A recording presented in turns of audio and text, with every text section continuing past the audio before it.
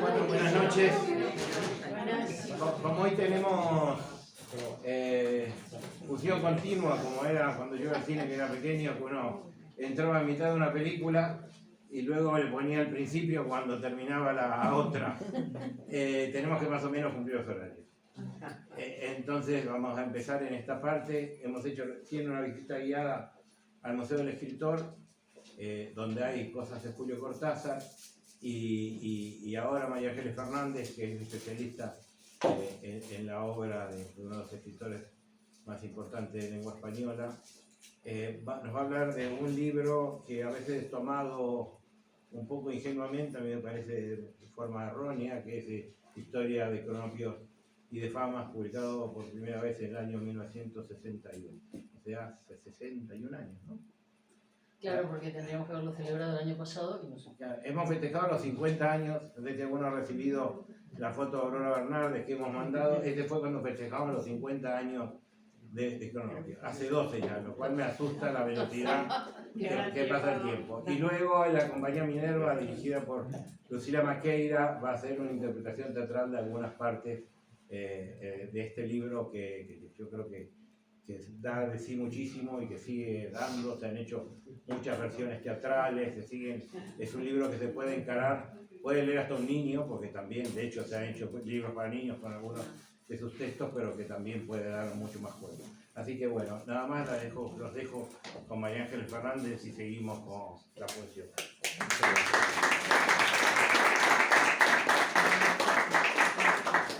Bueno, como siempre, gracias Claudio y Raúl.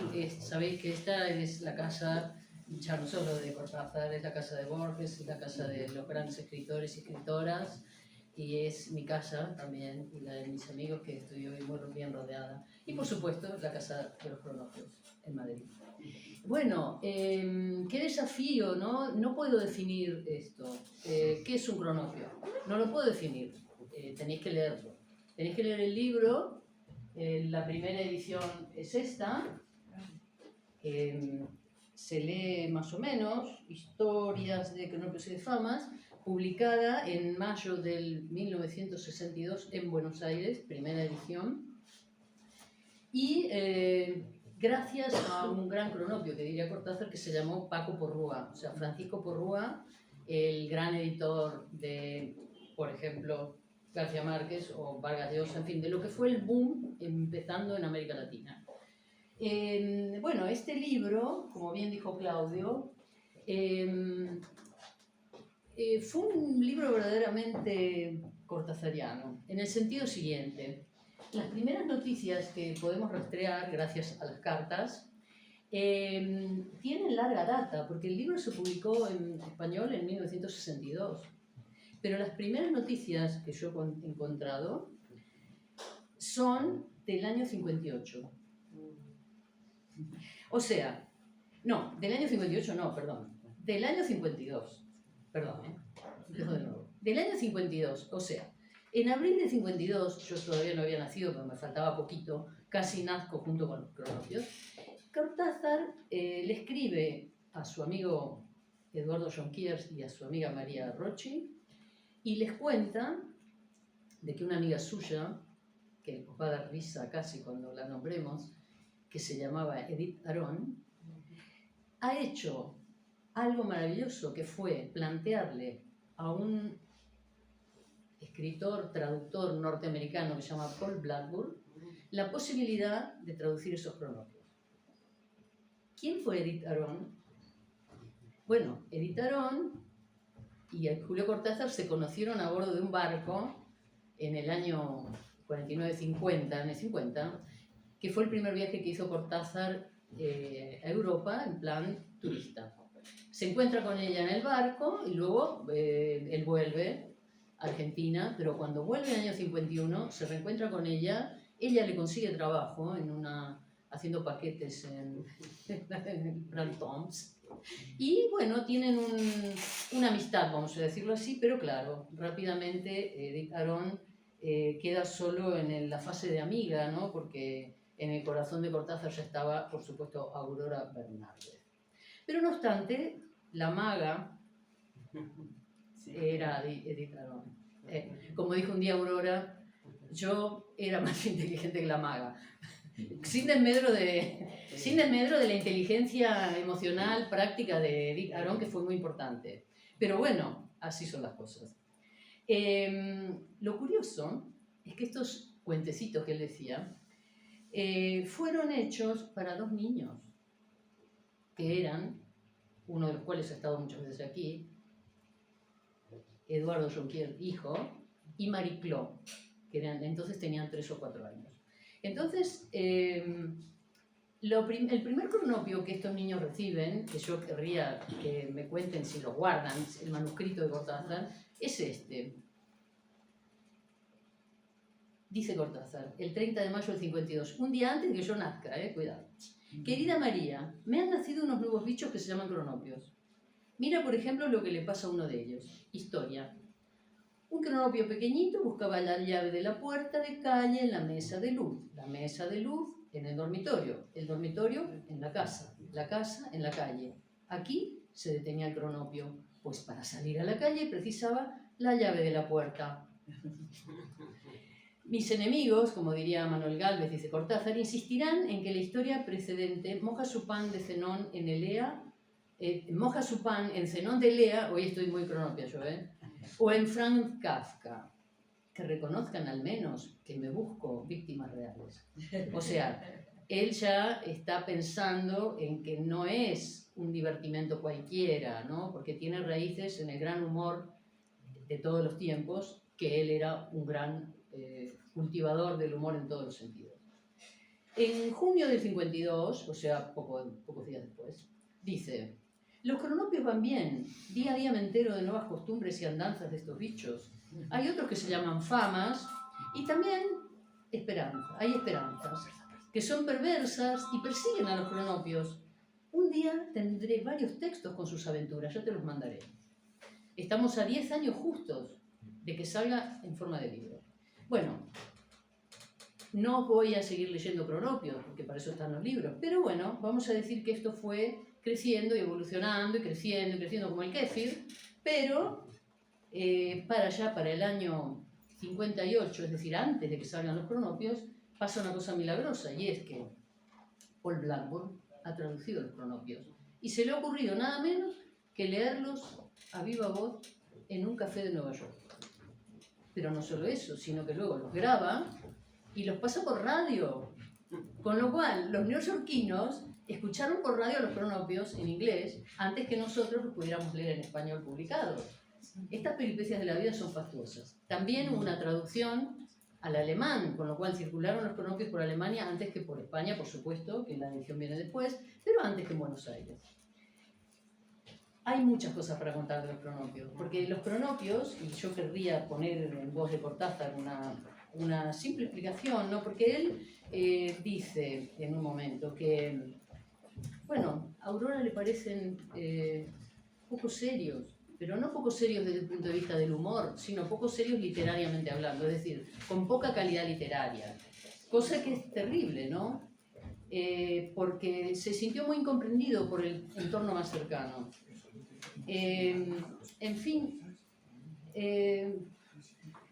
a mí me da pena eso, ¿no? De que él se sintiera con su compañera y su primera crítica, que era siempre Aurora, no haber tenido la comprensión de esa pequeña obra que él iba haciendo y que a mi juicio no solo que a él lo llenaba de contento, digamos, la recepción que iba teniendo entre el círculo un poquito más lejano, sino que a mí me parece que prefiguran en parte la recepción que tuvo Rayuela Lobo.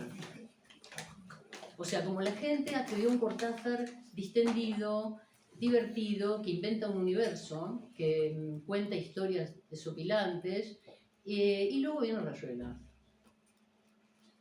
que tuvo una crítica, como sabéis, bastante desafortunada para el propio Cortázar.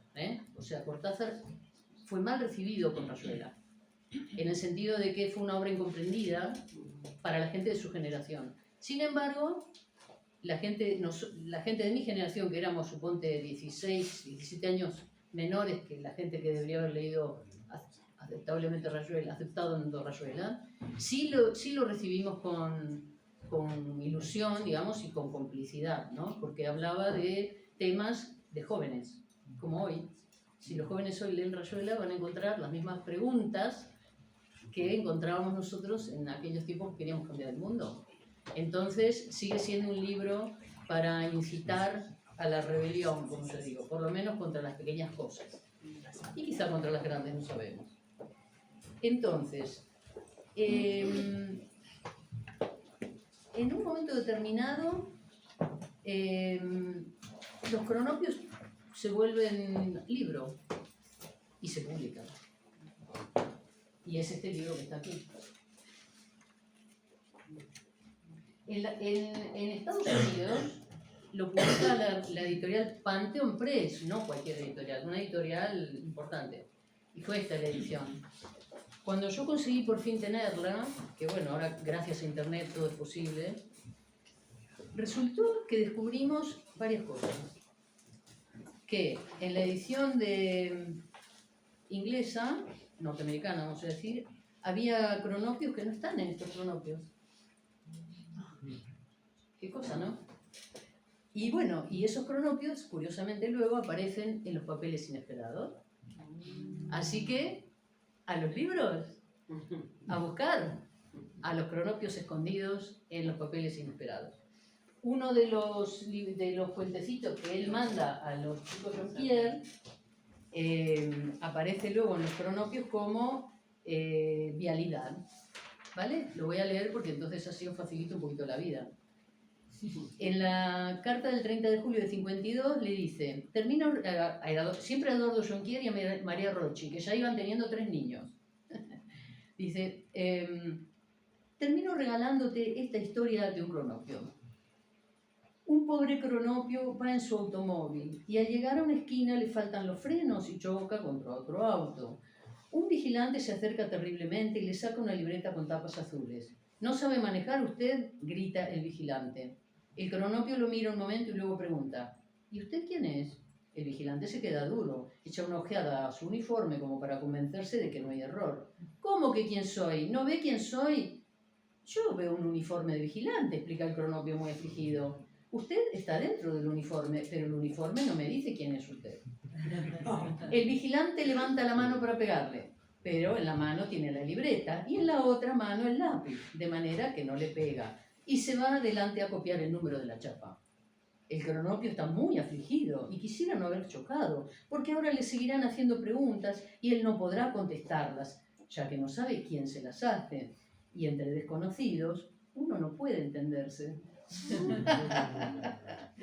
Bueno, quería leer algo más. Por ejemplo, ya en enero de 53.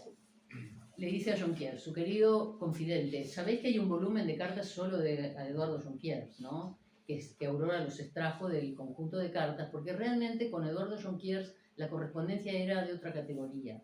Era un compañero suyo del Mariano Acosta, o sea, un compañero del instituto, ¿no? Con el que habían vivido toda la educación sentimental en Buenos Aires, vamos a decirlo así, el acoso de los neonazis en el Mariano Acosta y luego la migración.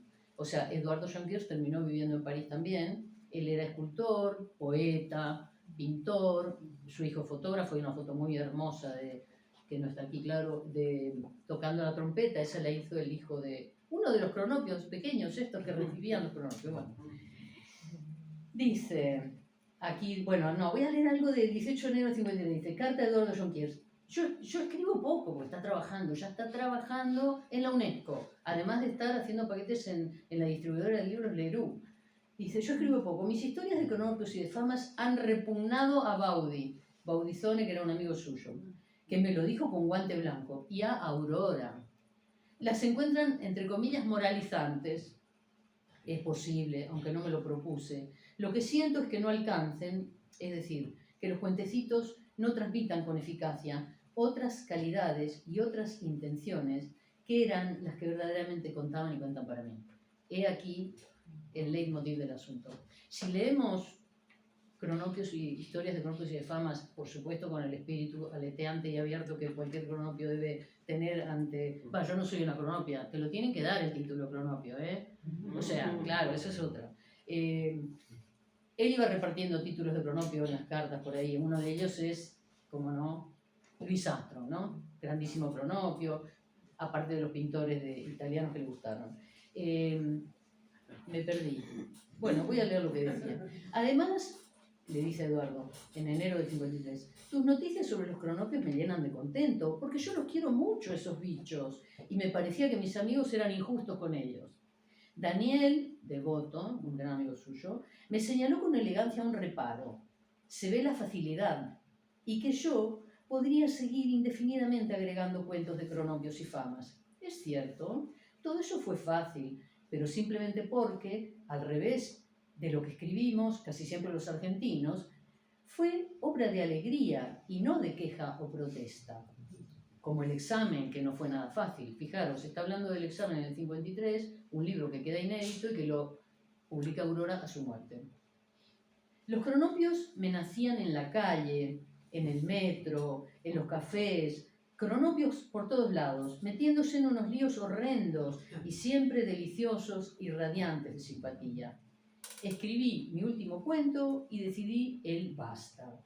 Con Gide, André Gide, que él había traducido, creo que no se debe profiter de l'élan acquis, o sea, vivir de las rentas, ¿no? Daniel retiró vivamente su reparo, pues no se debe confundir facilidad con felicidad, sobre todo cuando se tiene la honradez de no sacarle el jugo a esta última.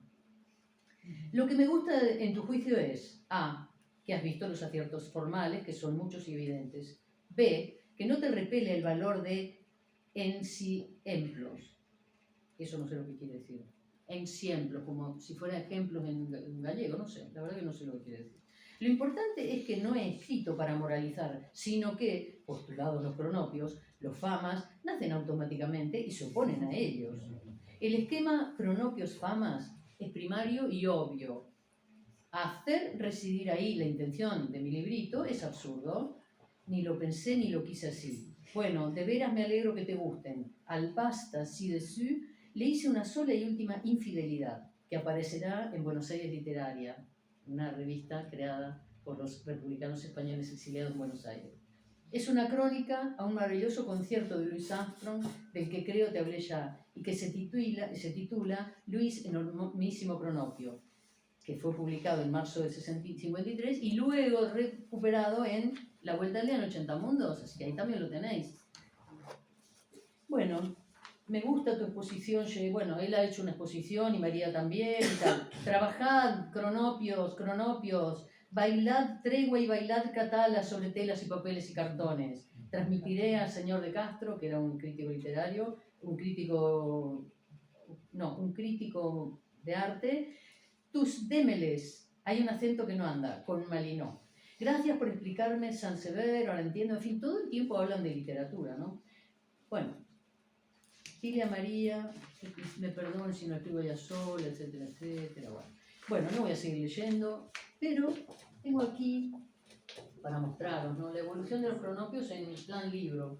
No, bueno, este es una bella edición, ¿no? Es como una manchas, muy artísticas, pienso. El responsable de la cubierta, no creo que, a ver si lo tengo, no era todavía Julio Silva, no lo era. Creo que no lo tengo. No lo tengo, lamentablemente, pero bueno. Esta es la edición inglesa, norteamericana, y luego la edición que yo tuve siempre fue esta. Una modestísima edición, ¿verdad?, donde hay un señor que se ríe mucho, y que era de Minotauro, ¿cómo no? Una colección creada especialmente por Paco Porrúa para publicar la gran literatura de ciencia ficción, Ray Bradbury y todo eso estuvo en Minotauro. Y luego tenemos, bueno, las ediciones más normales, ¿no? Esta edición diseñada por Enrique Satué. Luego, bueno, las de bolsillo, ¿no? Estas, de Daza. Y luego esta, una última de bolsillo, ¿verdad? de quién es esta, de Planeta, me parece, ¿no? No, de Penguin Random House, claro, grupo. Bueno, en fin, habrá miles, ¿eh? Yo tengo algunas otras en casa, pero no las quise traer porque para qué. Pero mirad, si alguien quiere imaginarse lo que es un cronopio, a lo mejor tenemos que esperar a que Lucila y su maravilloso grupo lo representen. Pero antes quería compartir con vosotros un regalo que me hicieron en un festival en Gijón de la Semana Negra dedicado a Cortázar justamente, que a alguien se le ocurrió representar un cronopio. Porque cada uno tiene un cronopio en su cabeza, ¿no? Porque si son unas burbujas verdes, en fin. Bueno, el artista que hizo esto pensó que un cronopio era esto. ¿Eh? No está mal. Así que bueno, simplemente os invito a leer una vez más Historias de Cronopios y Efamas, que es un libro muy actual. Simplemente voy a citar un texto que lo he trabajado hace poco en unos talleres que di en Argentina, donde estuve de viaje, que se llama Camello declarado indeseable. Ya os digo, cuentos que empiezan a escribirse por los 50, ¿eh? Camello declarado indeseable es de gran actualidad, pero no solo ese, sino El fin del mundo del fin, ¿eh? Donde los océanos se vuelven pegajosos y llenos de papuletas, o sea, de cosas asquerosas, ¿no? O sea, tan actual como eso. Pero bueno, quedemos en alto, celebremos a los cronopios, bailemos tregua y catala y buenas alenas alenas. Y ahora dejo esto al grupo de Teatro Maravilloso. Gracias.